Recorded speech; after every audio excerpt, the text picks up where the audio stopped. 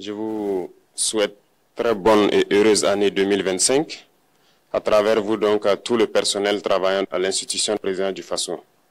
Je souhaite que 2025 soit une année pleine de santé pour vous, votre famille et vos proches, pour que vous puissiez donner le maximum de vous-même dans le travail pour le bonheur de notre peuple. Que 2025 soit une année où vous verrez tous vos projets donc couronnés de succès, de prospérité et surtout que tout au long de l'année, que Dieu guide donc notre action, nous protège et veille sur nous. Je souhaite aussi rappeler à tout un chacun que la lutte contre l'impérialisme doit être donc intégrée dans nos gènes maintenant.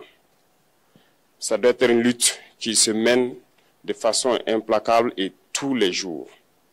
Parce que beaucoup de gens n'ont pas compris ce que c'est que cette lutte jusque-là. Nos vaillantes forces combattantes sont sur le terrain. Ils mènent le combat contre les valets manipulés, ces criminels qui écument nos campagnes tous les jours et tiennent bon pour amener la paix dans notre cher Faso. Autant ils le font, nos masses populaires laborieuses, que sont les agriculteurs, les éleveurs, se battent aussi également pour qu'on puisse atteindre l'autosuffisance alimentaire à travers donc l'accompagnement de tous les techniciens du ministère de l'Agriculture. C'est très important. Et autant qu'eux aussi se battent dans l'administration, nous devrons nous battre pour changer de mentalité. Cette décolonisation mentale, c'est la partie la plus difficile. Et c'est pour ça que nous tenons à vous rappeler constamment qu'il faut changer de mentalité, revenir à nos sources et nous battre. Et c'est ça aussi le combat contre l'impérialisme. Toutes les occasions nous sont offertes pour pouvoir comprendre l'impérialisme, ses manifestations. Quand je prends dernièrement les propos d'Emmanuel Macron sur l'Afrique, eh bien, tout Africain conscient devrait donc comprendre très vite tout ce qu'il a pu nous dire et qu'est-ce que ça signifie. Le général Tiani a dit il n'y a pas longtemps du changement donc de tactique ou de stratégie des forces françaises en Afrique, et je pense qu'il est venu le confirmer. Il s'agit de dissoudre et de garder un dispositif socle. Et Emmanuel Macron l'a si bien dit qu'on ne peut que le remercier pour cette sincérité, même si certains ont voulu mettre la poudre aux yeux de leur population, mais la réalité finit par rattraper aussi. Ils ne partiront pas de certains pays, ils ont juste dissous le dispositif. Vous ne les verrez plus dans des bases, mais dans les ambassades, ils seront là. Ils vont constituer des sociétés de sécurité pour sécuriser leurs sociétés qui existent dans ces pays-là. Mais les soldats seront là, mais vous ne les verrez plus en tenue ou rassemblés dans des bases. C'est tout ce que ça veut dire. Ils vont se réorganiser, mais seront là. Il a parlé de politesse vis-à-vis de certains chefs d'État en leur donnant la primauté d'annoncer donc la rupture ou le départ des forces françaises. Ça nous importe peu, on peut dire. Mais tout ce que nous savons, c'est que si vous voulez une rupture avec ces forces impérialistes, c'est simple, on dénonce les accords. Tout commence par là-bas. Et je pense que l'exemple du Tchad, en tout cas, est palpable. Ils ont commencé par dénoncer les accords. Sinon, si on ne dénonce pas les accords, juste dire que les bases quittent, on n'a rien fait. Parce que le problème se trouve dans les accords coloniaux de défense qui ont été signés depuis l'indépendance. Le plus dangereux n'est pas ceux-là que vous voyez dans les bases. Le plus dangereux, ce sont les conseillers militaires. Les conseillers militaires existent dans tous ces pays. Ils ont existé au Burkina aussi jusqu'en fin 2022, jusqu'à ce que nous prenions nos responsabilités. Et qui sont ces conseillers militaires? C'est ceux-là qui sont censés mettre en pratique la politique de la France ici. Ils doivent travailler à rendre nos armées très faibles pour que la France puisse toujours avoir l'argument d'exister ici. Sous Blaise Compaoré, ils avaient réussi. Nos sentinelles prenaient donc la garde avec des bâtons. C'est ça que la France veut de nos armées. Lorsque nous arrivons à cette étape, nous n'avons pas le choix que de vouloir qu'ils viennent s'installer. Mais l'armée burkinabé a réussi à un moment donné à se débarrasser des conseillers militaires. Malheureusement, je pense qu'en 2019, après l'opération Otapuano, où ces Français ont vu que l'armée burkinabé avait encore une capacité de réagir au terrorisme, ils ont appelé le chef d'état-major en France, ils l'ont instruit de reprendre les conseillers militaires dans toute la structure. Eh bien, il n'a pas accepté, mais au retour au pays, les politiques l'ont instruit d'accepter les conseillers militaires. Et c'est là que les conseillers militaires sont revenus dans l'armée burkinabé en 2019. Avec toutes les conséquences qu'on connaît, l'armée était en train de disparaître dans les années 2020-2021. Et d'ailleurs, c'est le moment où beaucoup de militaires ont dû déserter parce qu'il n'y avait plus d'espoir. On était en train de s'effondrer. Voilà un peu comment ils travaillent. À l'état-major général des armées, dans tous les états-majors d'armée, dans les écoles, c'est eux qui sont censés dicter la politique de notre armée. C'est eux qui nous disent combien recruter, quand recruter et qu'est-ce qu'il faut en faire. Ils sont dans les écoles pour nous dire comment il faut les former et ainsi de suite. Tant que ces conseillers militaires sont là, vous n'êtes pas indépendant. Votre armée aura juste l'apparence d'une armée qui sera là en train de faire des parades, du cirque.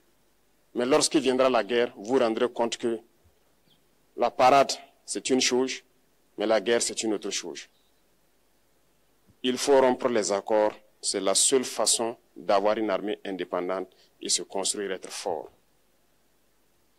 Mais beaucoup de gens ne le comprennent pas peut-être. Et même avec ces accords, la France choisit dans nos États des élèves officiers pour aller les former. C'est à travers ces mêmes accords. Mais en réalité, ces officiers qui partent se former pour la plupart, pour la France, ils viennent pour servir l'État français dans leur pays. Ils ne viennent pas pour servir nos pays. Ils les forment pour qu'ils viennent servir les intérêts de l'État français. J'en veux pour preuve. Lorsque nous nous sommes révoltés, beaucoup d'officiers au Burkina qui ont été formés en France ont été immédiatement contactés pour leur dire que c'est le moment de se mettre en action parce que vous avez été formés pour ça, pour servir les intérêts de la France.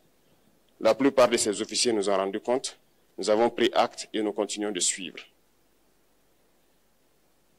Lorsque un officier formé en France arrive dans son pays et par malheur meurt soit par accident ou bien sur le champ de bataille, en France, il y a une nuit d'hommage aux morts dans l'armée, comme partout ailleurs.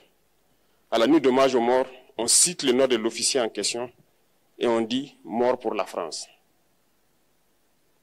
Il ne le forme pas pour servir son pays, il le forme pour servir leur État. Et dans beaucoup d'États africains, il y en a plein de ces officiers.